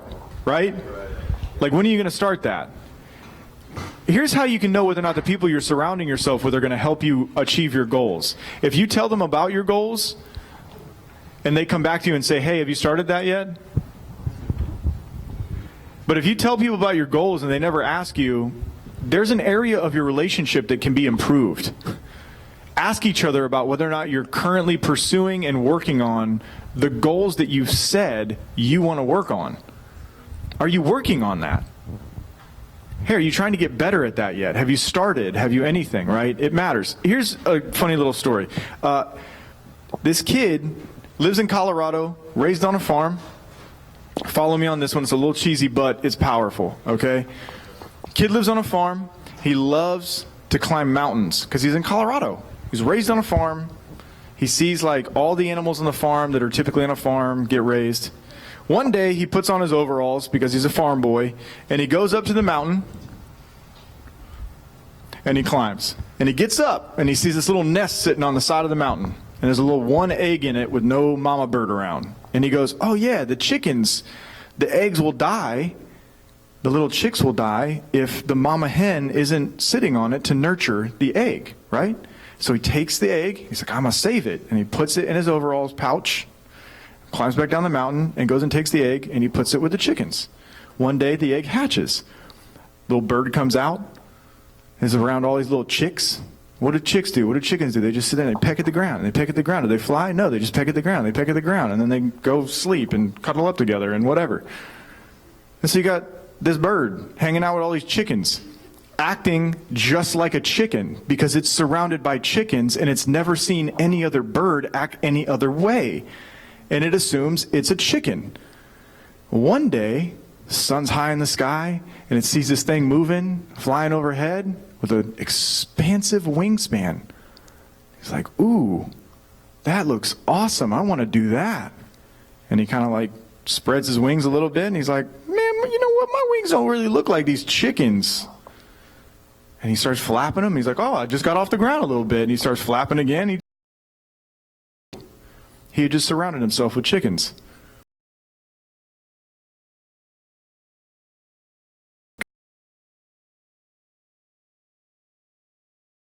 Find yourself not flying, it's because you're around a bunch of chickens. If you find yourself just staring at the ground, pecking at it for food, you're surrounded by chickens. Okay? I don't see chickens in this room. I see eagles. Okay? I am, oh, you're the bomb, dude. Okay, check this out. This is called gauges, and it's so good. Okay. How many of y'all drive? You know what gauge? I'm not talking about the holes in my ears. I'm talking about like the gauges on a car. This is going to be real quick, okay? Boop, boop, boop, skidum. Okay, here we go. I'm going to put physical on here. You got a physical gauge, okay? I'm going to put a spiritual gauge on here, okay? I am going to put a mental gauge on here. And I'm going to add a financial gauge here. Okay? Every week, you want to know where you're at in regards to health? Okay? Take a check. This week, where am I at physically? On a scale of 1 to 10. Let's just say I worked out 3 times this week. I ate really well. I didn't eat a bunch of crud. I slept well. Physically, I invested in myself. So physically, on a gauge, 1 to 10, I'm at a 7 this week. I probably could have slept a little better. You with me? Cool. Spiritual. I spent a lot of good time with God. I spent time with friends, fellowshipping, whatever you want to call it. Prayed, read the Word. Spiritual gauge, I'm at a 10 because I'm a rock star Christian. Cool? Super Christian. Right? All right. Guys, we don't want to, we don't want anybody to know that we're struggling. Okay? Mental. What did I invest in myself mentally? What books am I reading? What kind of videos am I watching? Is it just trash? Am I actually investing in myself? Am I keeping my mind sharp? Right? Now, who am I listening to right now? Am I listening to somebody rant on about Donald Trump and Hillary Clinton, or am I actually listening to somebody who's a good thinker that's helping me think better, right?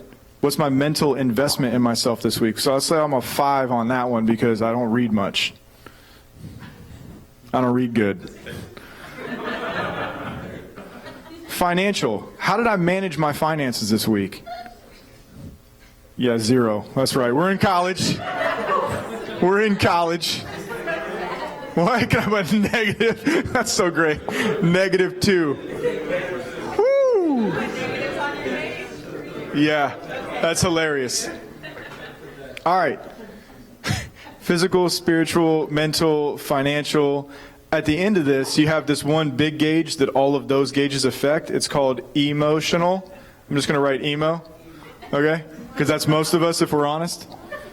We're just hiding it really well. Right? We're all a bunch of scene kids. Just kidding. All right, listen. Listen. When you add up these out of 40, that tells you where you're at in your emotional health. And your emotional health determines how you make choices, whether or not you're able to say no. If you're struggling to say no, it's probably because you're not emotionally healthy. Emotional health is how you react to people when they say things. It determines whether or not you get offended really quickly. It determines whether or not you take something personal when it wasn't at all. Emotional health determines whether or not you say things to people that you regret. Whether or not you explode or you stay calm in crisis. Good goal? 40. Yeah, 40 is the good goal. But honestly, 35 out of 40, I'd say you're a pretty healthy person. You know what I'm saying? 35, you can do it. No, you can do it. Listen, the second you put limits on yourself, the second you're not going to get there. Okay? Do not put limits on yourself and do not put limits on other people. I learned this once when I was trying to teach a kid how to kick a field goal.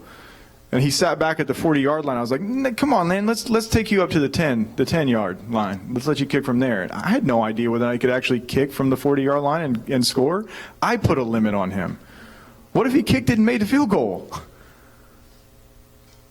One of the worst things you can do is put a limit on yourself or somebody else. Don't put limits on people. Good? Okay. Here's the thing about this emotional stuff. Whether or not you're at a 40, ask your question again. A good goal. What I learned is that one of my gauges actually increases the rest of them. What you need to figure out is which one of your gauges causes the rest of them to rise. Okay? Because we're all wired a little bit different. When I get really disciplined in my physical world, I don't know what happens. Everything else gets better. It's the weirdest thing to me. But when I start exercising regularly, eating well and healthy, sleeping better, I watch this go up and this go up and this go up. So you can focus on one and watch the rest of them be affected by it. Is that cool? But you got to be committed to it. Right?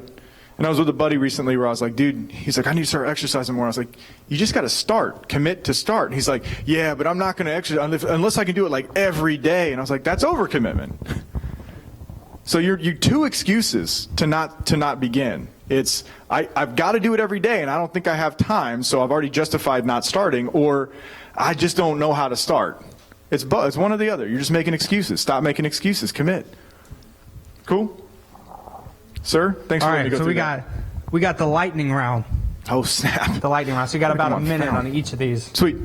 How do we turn the tables around and go all in when you're on the brink of giving up? Yeah. I mentioned something about it. A humble confession is a great place to start. And this is going to rock your world.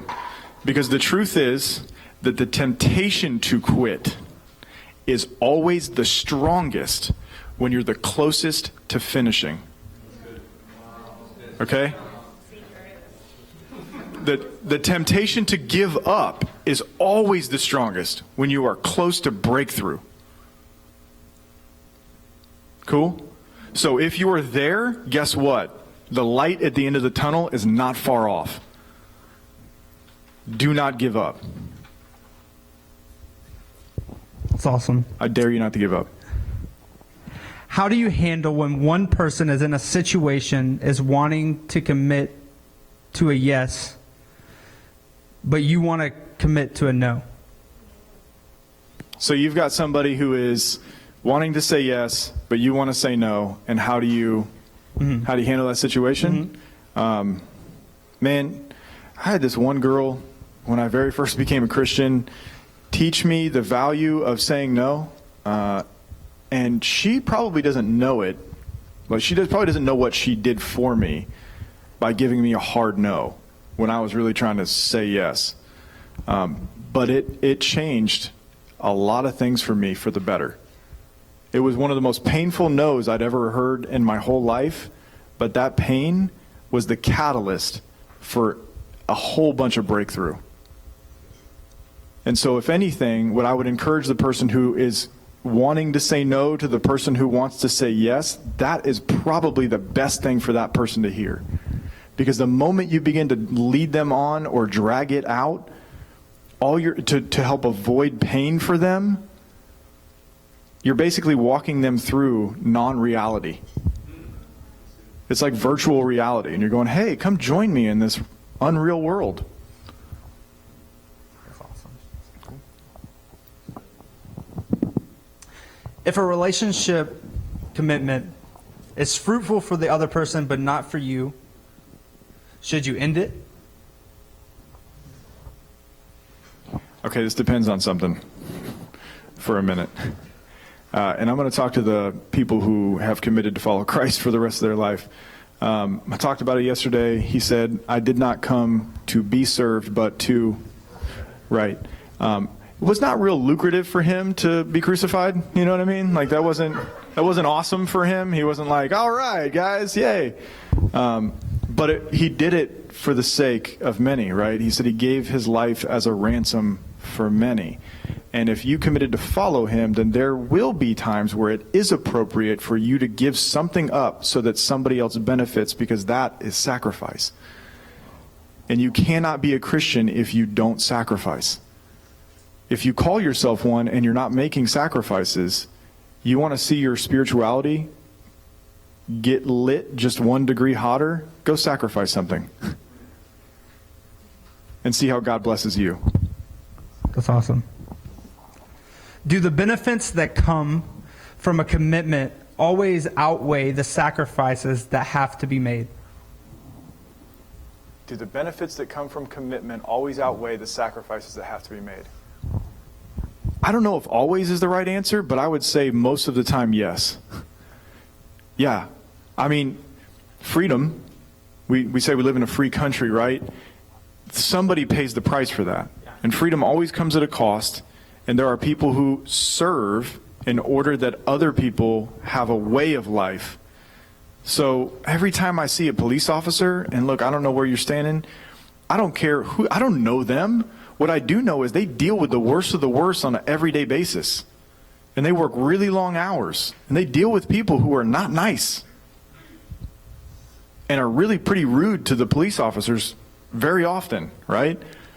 There are corrupt people in this world, not just corrupt police officers. There are corrupt people. And the people who serve our country, like that's what they signed up for, okay? And if they're still doing that, I thank them for it. I thank you for serving us, because you are making it possible for me to live a little bit safer. That's awesome. You really are. I don't like that people drive on the road drunk. I don't like that people drive on the same road that I have my 2 kids in the back seat on at like 100 miles per hour and fly by me and like almost run me off the road. Like there are rules for a reason. There are laws for a reason.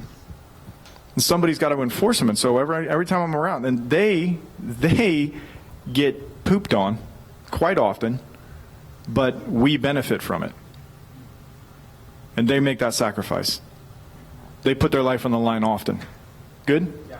Okay, I don't know. That's awesome. All right, we're going to open it up for one last question. This is the last call for questions in the room. Does anybody have anything?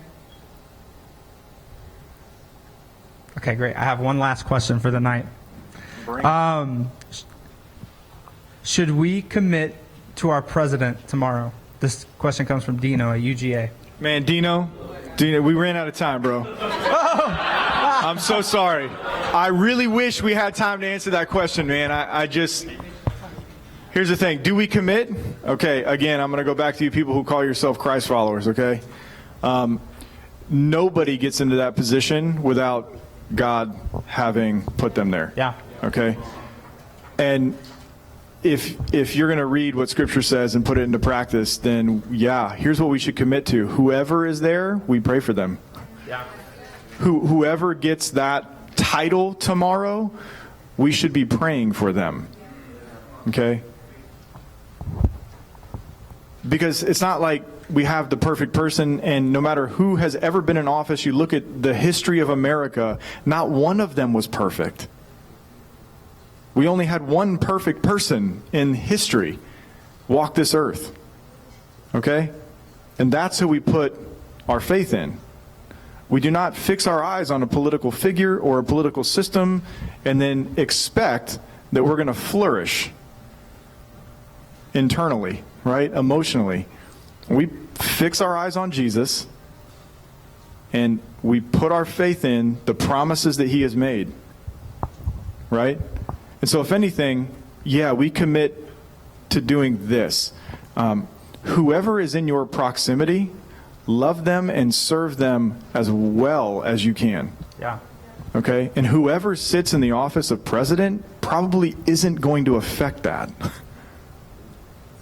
They're probably not going to affect how you love the people that are in your path, that are in your proximity.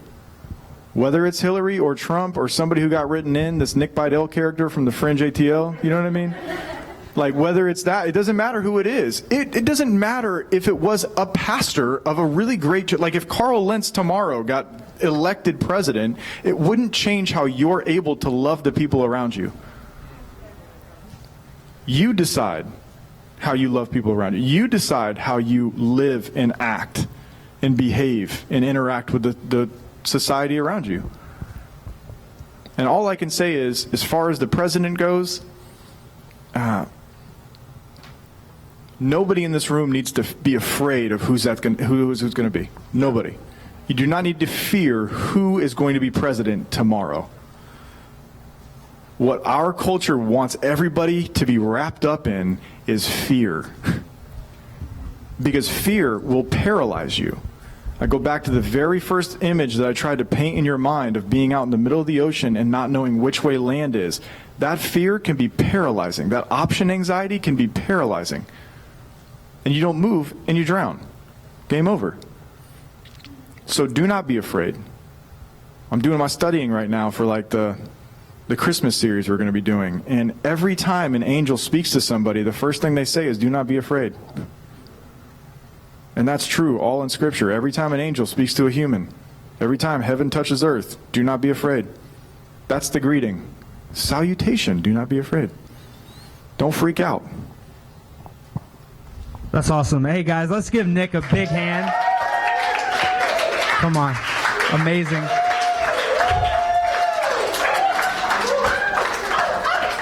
Hey, guys, we're going to be back on December 5th. We're going to be hitting the topic of guilt and shame.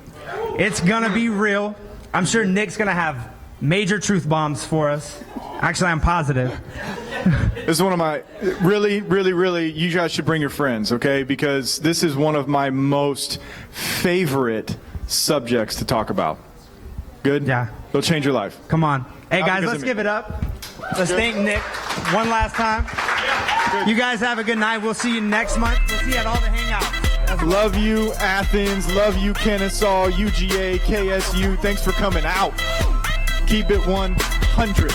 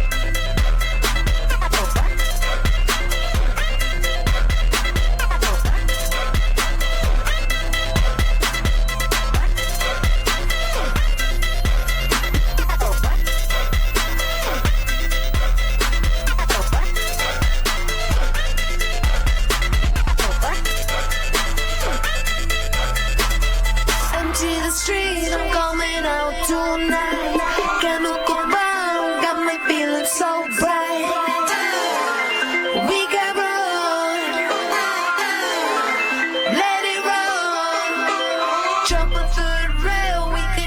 take flight. Chemical bomb got me feeling so bright.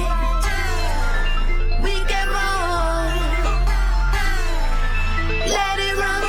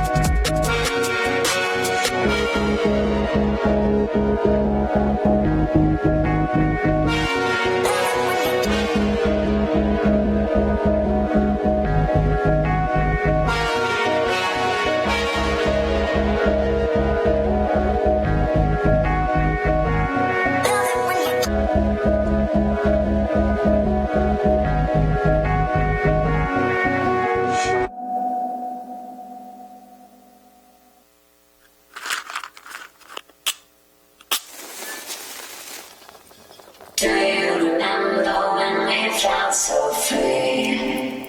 Boys like you and girls like me.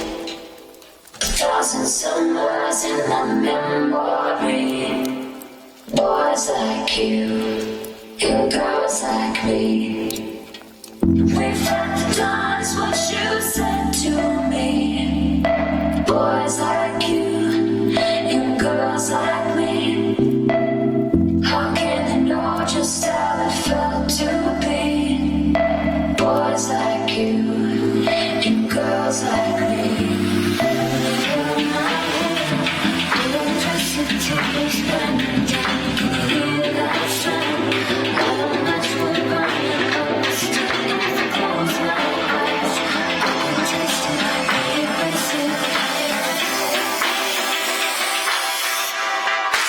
Erase it.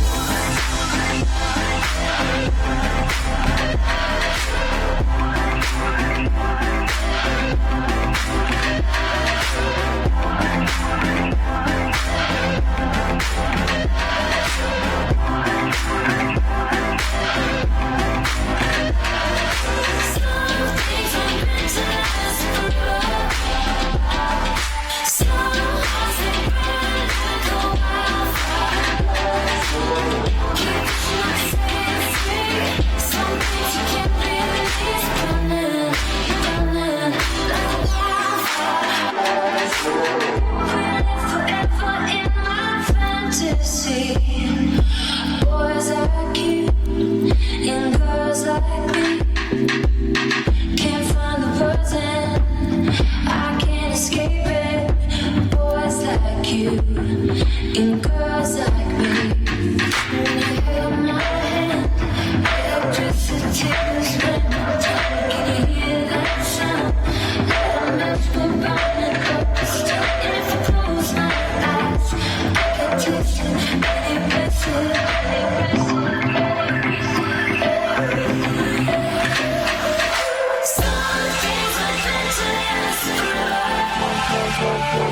Some hearts they burn like a wildfire, wildfire. Some hearts are meant to last together. Some hearts they